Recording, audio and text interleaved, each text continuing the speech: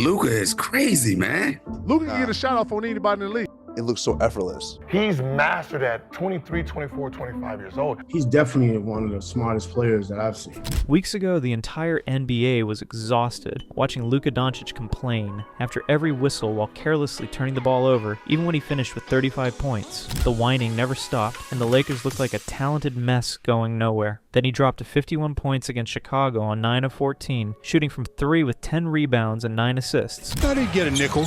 You thought he'd get to 50. Here's 3 more. Yes! Timeout, Chicago.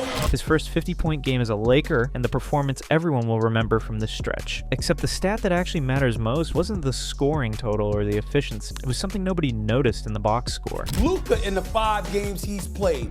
Ladies and gentlemen, MVP numbers. He's averaging 40. That proves whether this version of Luka can actually lead the Lakers anywhere meaningful, or if we're just watching another empty stats explosion. That hidden stat from the Bulls game was the one turnover Luka committed across 37 minutes. Just one single giveaway while running the highest usage rate in the entire NBA at 40.5%, handling the basketball for nearly half of every possession he's on the floor. One turnover in a 51-point performance changes everything about how this Lakers offense functions. Here's why that number matters so much. The Lakers have the worst transition defense in basketball. When they turn the ball over, it's not just an empty possession, it's an invitation for opponents to run straight at the rim with nobody getting back to stop them. One bad giveaway for Los Angeles becomes 2 points going the other direction almost automatically. So when Luka gets careless with the basketball, the damage doubles, because the Lakers aren't only wasting their offensive trip, they're handing out easy buckets on fast breaks. Against Chicago, the Lakers turned it over just 9 times as a team, and the Bulls scored 18 points off those turnovers. That's 2 points per giveaway, which illustrates exactly why sloppy basketball kills this roster, which is why the last 6 games from Luka Dončić matter beyond just another scoring binge. He's averaging 37.8 points during that stretch while shooting 48.7% from the field. The step-back 3 is falling consistently, and most importantly, the entire operation looks controlled rather than chaotic. The Bulls game on March 12th perfectly illustrated what separates the clean version of Luka from the messy one that drives everyone crazy. Luka is crazy, man. You know what I mean? Like, Yes. his skill set is it's ridiculous, man.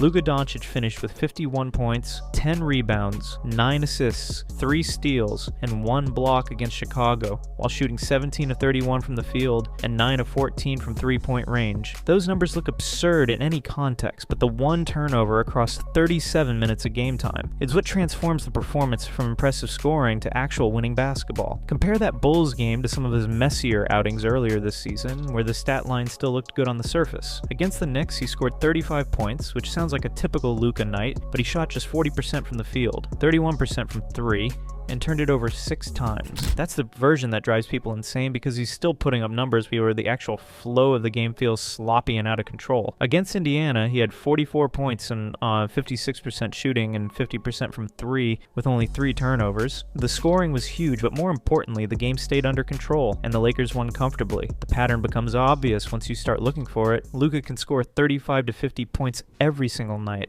but the quality of that scoring and what comes with it determines whether the Lakers are building towards something serious. Nothing about the Bulls' performance felt rushed or forced.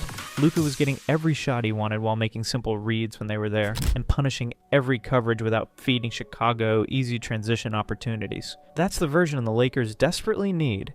Not the explosive Luka who drops 35 points in a chaotic game. The clean Luka who controls possessions and doesn't hand opponents free baskets. The Lakers don't need 50 points every night from their superstar. What they need is the guy who creates pressure and panic and extra help defenders without turning the ball over carelessly. When Luka dominates a game scoring 51 while only giving it away, once that isn't just a nice detail tucked into the stat sheet, it fundamentally changes how the entire game unfolds because Los Angeles gets to play offense on their terms without constantly scrambling back, trying to stop easy baskets going the other direction. When Luka plays this clean version of himself, he becomes nearly impossible to defend because the pick and roll creates problems on every layer of the opposition's scheme. 28 minutes.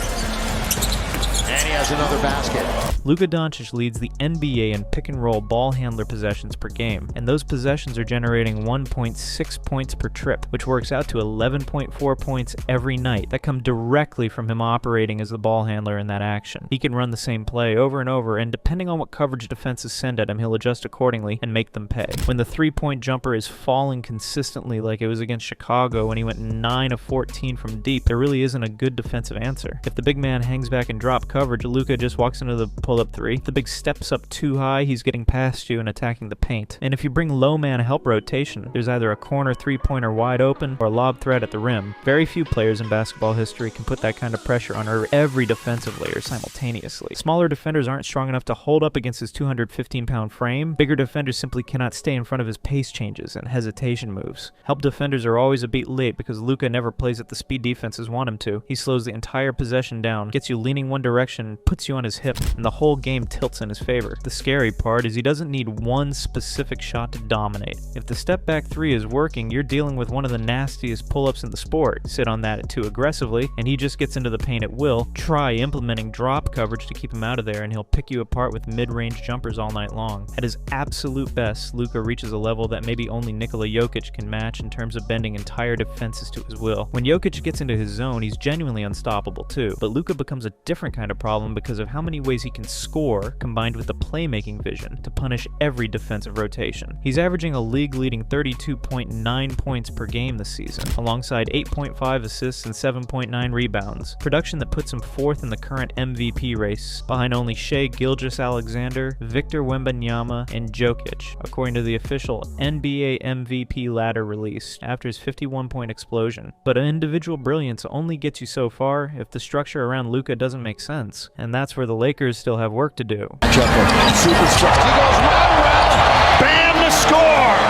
Luka Dončić is handling the biggest offensive load in basketball right now, with that 40.5% usage rate, the highest mark of his entire career, including all those Dallas seasons where it felt like everything ran through him against the entire opposing team. The workload is insane, and honestly, it probably needs to come down slightly, not because the Lakers would be better with the ball out of his hands, but because they need to create a hierarchy that makes more structural sense. Austin Reaves has to be the second legitimate advantage creator on this roster. Against Chicago, Reaves went off for 31 points on 13 of 20 shooting with 7 assists, and none of it felt forced. He was calm and quick with his decisions while keeping the offense flowing. And when Reaves plays at that level, the same way he was operating around Christmas. Before his injury, the Lakers actually have another player who can create an advantage at an elite level instead of just finishing plays that Luka sets up. That changes the entire shape of this offense, because now it's not just taking turns with isolation possessions. Luka and Austin become the two main guys who beat the first defender, force help rotation, and put defenses in a washing. Once they create that initial advantage, the best version of this Lakers offense is giving the ball to LeBron James after the floor is already bent, because LeBron at 41 years old is still a basketball supercomputer, still one of the smartest players to ever touch a ball. If you can get him catching on the move, attacking 4-on-3 advantages, or seeing defensive rotations happen before he even receives the pass, that's when he's most dangerous. What doesn't make sense anymore is LeBron pounding the ball for 15 seconds trying to create from ground zero against a set defense. That's just too heavy of a workload at this stage of his career. The Bulls game showed flashes of this hierarchy working perfectly, especially in the second half. LeBron returned from a 3-game injury absence and scored 18 points, with most of his damage coming in the third quarter, where he attacked advantages that Luka and Reaves had already created. The tomahawk dunks, the transition finishes, the plays where he was already moving into actions instead of holding the ball and trying to manufacture something himself. And this offensive structure becomes even more critical when you look at how little the Lakers are getting from their bench in these big games. He's got 24 points, so 3 Lakers with 20 points. Against Chicago, the Lakers scored 142 points, and somehow only 5 of those came from the bench. 5 points out of 142 total. Luka had 51, Reaves had 31, DeAndre Ayton contributed 23, LeBron added 18, and Rui Hachimura chipped in 15. The starting 5 completely carried the entire offensive load without any real help from the second unit. That tells you how important the structure and hierarchy of this offense has to be, because they can't spend half the night figuring out whose possession it's supposed to be, or whose turn it is to create. The roles need to be clearly defined and consistent every every single game. Luka and Austin are the primary advantage creators who break down the first layer of defense, then LeBron attacks the chaos they've already created. The Lakers are currently 41-25, sitting in third place in the Western Conference after winning 6 straight games. They've climbed back into legitimate playoff positioning in a brutal conference where the margins between 3rd and 6th seed are razor thin. But they're not a finished product yet. There's still plenty of problems to solve, especially on the defensive end. Chicago still scored 72 points in the paint against Los Angeles and racked up 24 fast break points, numbers that illustrate exactly why the turnover issue matters so much. Every time the Lakers give the ball away carelessly, they're inviting opponents to run straight at a defense that struggles getting back and protecting the rim in transition. Offensively, though, the Bulls game showed the version of the Lakers that can actually compete for something meaningful. When Luka plays the clean, controlled version of himself with only 1 turnover across 37 minutes, when Austin Reaves is creating his own advantages and scoring 30+ efficiently, when LeBron is attacking bent defenses instead of trying to create everything from scratch, that's when this team looks dangerous. The 6-game winning streak has them rolling at exactly the right time with less than 20 games remaining before the playoffs begin. If they can maintain this offensive hierarchy and continue getting the clean version of Luka rather than the messy one, this season is absolutely not over for the Lakers yet. But it all starts with that one number from the Bulls game. 1 turnover in 37 minutes proves Luka finally understands what this team needs from him. He's going to play most of it, if not all of it, and the 3 is good. Luka Dončić scored 51 points against Chicago, shooting 64% from 3-point range. But the stat that actually matters most was the single turnover he committed across 37 minutes, running the highest usage rate in basketball. For a Lakers team that bleeds transition points every time they give the ball away, that one number transforms how the entire offense functions. He's averaging 37.8 points over his last 6 games, while the Lakers have climbed to 3rd in the Western Conference with a 6-game winning streak. When Luka plays this controlled version of himself, combined with Austin Reaves creating advantages and LeBron attacking bent defenses, Los Angeles looks like a legitimate playoff threat rather than just a talented team putting up stats. The question isn't whether Luka can score. He's leading the NBA at 32.9 points per game. The question is whether he can maintain this clean approach without the sloppy stretches and careless turnovers that hand opponents easy points. Against Chicago, he proved he can. Now he has to do it consistently over the final stretch. Drop a comment. Is this the version of Luka that carries the Lakers deep into the playoffs? Or do the old habits come back when pressure arrives? Subscribe because we're breaking down what separates elite stats from championship basketball.